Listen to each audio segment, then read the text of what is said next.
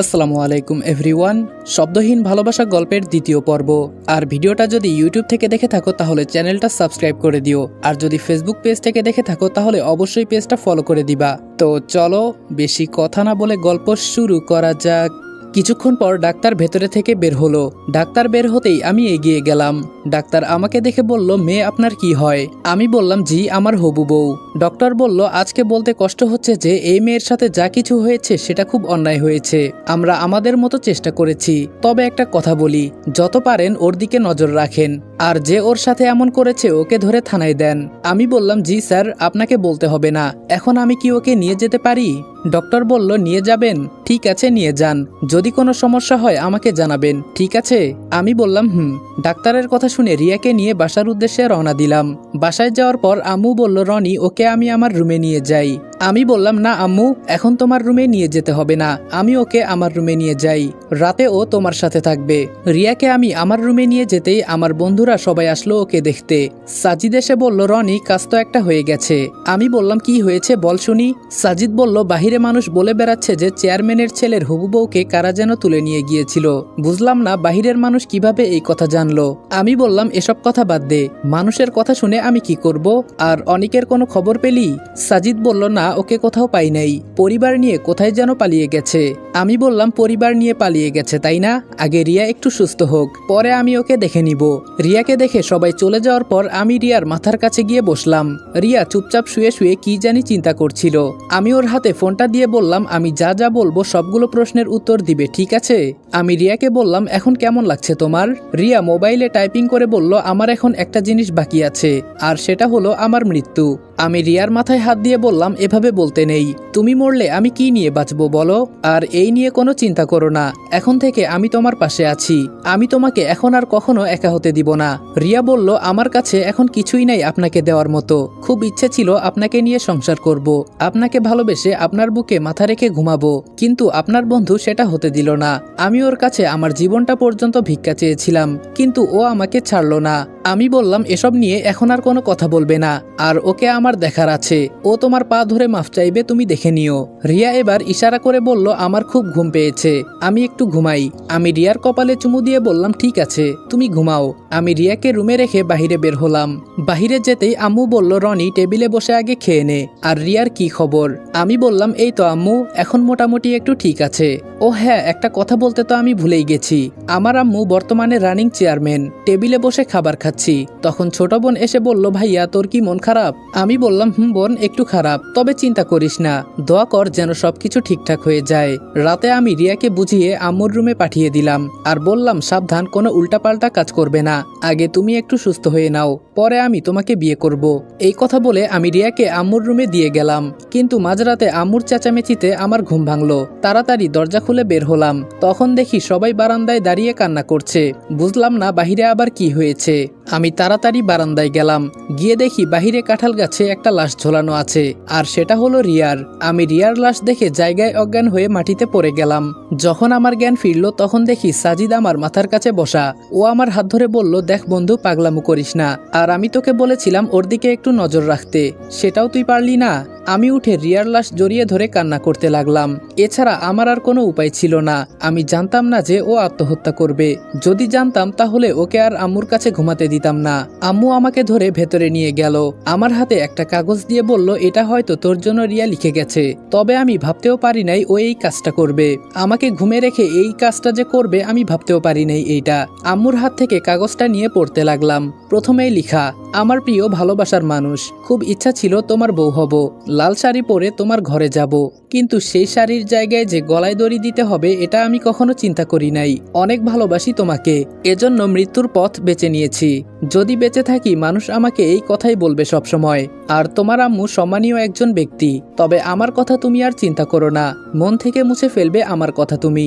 আর একটা কথা, নতুন কোনো ভালো মেয়ে দেখে তুমি বিয়ে করে নিবে, এটাই আমার শেষ ইচ্ছা। আমার জন্য কাউকে শাস্তি দিতে হবে না, ভালো থাকো, সুখে থাকো, এটাই আমি দোয়া করি। আমার আত্মহত্যার জন্য আমি দায়ী। এখানে আমি কাউকে দোষ দিতে চাই না। কপালে যা ছিল তাই হয়েছে। রিয়ার চিঠিটা পড়ে কান্না করতে লাগলাম। রিয়া যে আমাকে এভাবে একা ফেলে চলে যাবে সেটা আমি কখনো ভাবতেও পারি নাই। দেখতে দেখতে আজকে 5 দিন হয়ে গেল। এখন আর বাসা থেকে বের হই না। নিজেকে কেমন জানি ঘরের ভেতরে বন্দি বানিয়ে ফেলছি। আজকে সকালে সাজিদ এসে বলল, রনি আজকে কলেজে যাওয়া লাগবে। কলেজে নাকি একটা গুরুত্বপূর্ণ কাজ আছে। আমি বললাম ভালো লাগছে না সাজিদ। সাজিদ আমাকে জোর করে ধরে বাইরে নিয়ে গেল আর বলল, এখন কলেজে চল, রাতে অনিকের বাসায় যাব। ওর ঠিকানা আমি পেয়ে গেছি। আমি বললাম, কি বলিস, সত্যি তুই ওর ঠিকানা পেয়েছিস? সাজিদ বলল, আরে হ্যাঁ, বলছি না রাতে তোকে নিয়ে যাব ওর বাসায়, এখন কলেজে চল। আমি বললাম ঠিক আছে চল। সাজিদকে নিয়ে কলেজে গেলাম। কলেজের মাঠে যেতেই এক বড় ভাই ডাক দিয়ে বলল, রনি এইদিকে আয় তো একটু। বড় ভাইয়ের কথা শুনে আমি তার কাছে গেলাম। বড় ভাই আমাকে দেখে বলল, রনি আমাকে একটা কাজ করে দিবি? আমি বললাম, কি করতে হবে বলেন শুনি। বড় ভাই বলল, তোদের ক্লাসের ইরা আছে না, ওকে একটু প্রপোজ করে দিবি। মনে মনে বললাম, এই মেয়ে তো আগে আমাকে দিনে 5 বার করে প্রপোজ করত, এখন আবার বড় ভাই তার প্রেমে পড়েছে। আমি বললাম, পারবো যদি আমাকে একটা জিনিস মিলিয়ে দিতে পারেন। বড় ভাই বলল, বল তোর কি লাগবে? তোর যা লাগবে আমি দিব, তাও আমার কাজটা করে দে তুই। আমি বললাম, ঠিক আছে আমি করে দিব, তবে আজকে রাতে আপনার পিস্তলটা আমার লাগবে। আমার কথা শুনে বড় ভাই বোকা হয়ে বলল, তুই এটা দিয়ে কি করবি, নাকি কাউকে? আমি বললাম, আরে না, কি যে বলেন না আপনি, আমি তো শুধু একটু ভয় দেখাবো, এর বাহিরে আর কিছু না। বড় ভাই বলল, আচ্ছা ঠিক আছে নিস, এখন আমার কাজটা করে দে। আমি বললাম, আচ্ছা ভাই ঠিক আছে। বড় ভাইয়ের কাছ থেকে যেতেই সাজিদ বলল, কি রে উনি কি বলেছে? আমি বললাম, কি আর বলবে, বলেছে ইরাকে নাকি পছন্দ উনার। সাজিদ আমার কথা শুনে হাসতে হাসতে বলল, যে মেয়ে তোর পেছনে ঘোরে তাকে উনার পছন্দ, বাহ। আমি বললাম, আরে আমি উনার কাজ করে দিব, এর বিনিময়ে আমিও কিছু নিব উনার কাছ থেকে। এখন বল ইরাকে কোথায় পাবো? সাজিদ বলল, ওই তো মাঠের বড় গাছের নিচে বসে আড্ডা দিচ্ছে দেখা যায়। আমি বললাম, তাহলে চল যাই। সাজিদ বলল, না বাবা আমি যাব না, তুই যা, এই মেয়েটা খুব বদমাইশ, না জানি আবার আমাকেও প্রেমের প্রস্তাব দিয়ে বসে। আমি বললাম, তাহলে তুই এখানে দাঁড়া, আমি ওর সাথে একটু কথা বলে আসি। সাজিদকে দাঁড় করিয়ে আমি ইরার কাছে যেতে লাগলাম।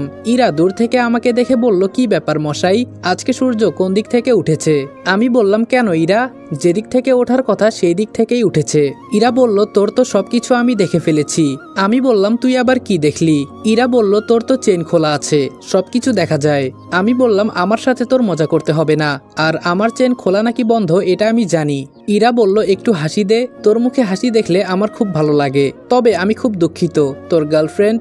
আমি বললাম, প্লিজ এই বিষয়টা বাদ দে, এখন আর মন খারাপ করতে চাই না, ওর জন্য আমি কম করেছি, কিন্তু ও আমাকে একা রেখে চলে গেল। আমি বলেছি যে আমি তোমাকে আবার বিয়ে করব, কিন্তু তাই বলে কি আত্মহত্যা করা লাগে? ইরা বলল, যা হয়েছে হয়েছে, এসব চিন্তা করে এখন আর কি লাভ, বাদ দে।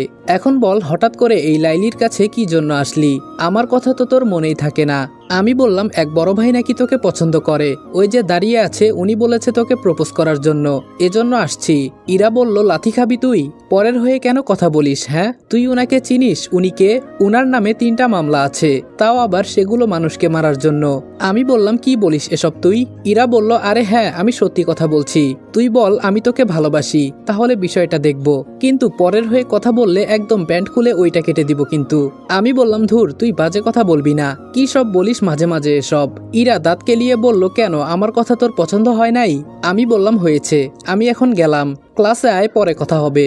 বড় ভাইয়ের সামনে গিয়ে বললাম, সরি বড় ভাই, হয়তো হবে না, আর ওর বিয়ে ঠিক করা আছে, আপনি অন্য কাউকে পছন্দ করেন, পরে আমাকে শুধু বলিয়েন, আমি কাজ করে দিবনি। মিথ্যা কথা বললাম, কারণ আমি চাই না ইরার কোনো ক্ষতি হোক। বড় ভাই বলল, আচ্ছা কোনো সমস্যা নেই, যাওয়ার সময় আমার কাছ থেকে পিস্তল নিয়ে নিস। ক্লাস শেষ করে মাঠে গিয়ে বললাম, সাজিদ আজকে অনিকের পুরো পরিবারকে হত্যা করব, ও আমার মন নিয়ে খেলা করেছে, ওর কারণে আমি রিয়াকে হারিয়েছি, ওকে তো আমি ছাড়বো না, আর তুই শুধু আমাকে ঠিকানা বলে দিস, বাকিটা আমি দেখে নিব। সাজিদ বলল, আচ্ছা ঠিক আছে, এখন চল। বড় ভাইয়ের কাছ থেকে পিস্তলটা নিয়ে বাসায় চলে গেলাম। রাতে সাজিদ এসে বলল, তো রনি চল গিয়ে দেখি ওরা কি করে। সাজিদকে বললাম, আমার সাথে তোর যেতে হবে না, কিন্তু ও আমাকে একা ছাড়তে চায় নাই। এই না হলে বন্ধু। সাজিদ আমাকে নিরিবিলি একটা জায়গায় নিয়ে গেল। এখানে আশেপাশে অনেক বড় বড় জঙ্গল আছে মনে হচ্ছে, তবে এখানে শুধু একটা ঘর আছে। সাজিদ আমাকে ঘর দেখিয়ে বলল, এখানেই ওরা থাকে। রাগে আমার পুরো শরীর ফেটে যাচ্ছে, আমার ভেতরে এখন শুধু প্রতিশোধের আগুন জ্বলছে। ধীরে ধীরে দরজার কাছে চলে গেলাম। দরজার কাছে গিয়ে লাথি মেরে দরজা ভেঙে দিলাম। দরজা ভাঙতেই দেখি অনিক ভেতরে বসে মোবাইলে কার সাথে যেন কথা বলছিল। ওকে দেখার সাথে সাথে আমি ওর বুকের মাঝে গুলি করে দিলাম। সাথে সাথে অনিক জোরে একটা চিৎকার দিয়ে মাটিতে লুটিয়ে পড়ল। ওর চিৎকার শুনে ওর বাবা মা ভেতর থেকে দৌড়ে বের হলো। ওর বাবা মাকে দেখে আমার একটুও দয়া হলো না। ওরা এসে কিছু বলবে তার আগে আমি উনাদের গুলি করে দিলাম। আজকে মনটা অনেক হালকা লাগছে। অনিকের মাথার কাছে গিয়ে বললাম, কিরে এখন অনেক ভালো লাগছে তাই না? নে এখন মর। এই কথা বলে ওর মাথায় আরেকটা গুলি ঢুকিয়ে দিলাম। 3টা লাশ পড়ে আছে, কিন্তু ওর বোন কোথায়? ওর বোন না আমার আইফোন নিয়েছিল, ও এখন কোথায়? আমি দৌড়ে ভেতরে চলে গেলাম। গিয়ে দেখি অনিকের বোন দরজা বন্ধ করে ভেতরে বসে আছে। আমি দরজা ভেঙে ভেতরে চলে গেলাম। ভেতরে গিয়ে দেখি ওর বোনের সাথে আরেকটা মেয়ে আছে, তবে ওই মেয়েটাকে কেমন যেন একটু অদ্ভুত অদ্ভুত লাগছে। এই মেয়েটা আবার কে? ওকে তো চিনলাম না। অনিকের বোন ভয় পেয়ে বলল, ভাইয়া আমাকে মাফ করে দেন, আমি বাঁচতে চাই, প্লিজ মারবেন না আমাকে। এই মেয়ের কথা শুনে আমার রাগ আরো বেশি উঠে গেল। সাথে সাথে ওর বুকে গুলি করে দিলাম। অনিকের বোনের বুকে গুলি করতেই ওর সাথে থাকা মেয়েটা কেমন করে যেন আমার দিকে তাকালো। সাথে সাথে আমি পিস্তল ফেলে 3 হাত দূরে গিয়ে পড়লাম। আমি তাড়াতাড়ি নিচ থেকে উপরে উঠে পিস্তল হাতে নিয়ে ওই মেয়েটার কপাল বরাবর গুলি করে দিলাম। মেয়েটাকে গুলি করে মনে হচ্ছে আমি ভুল করেছি।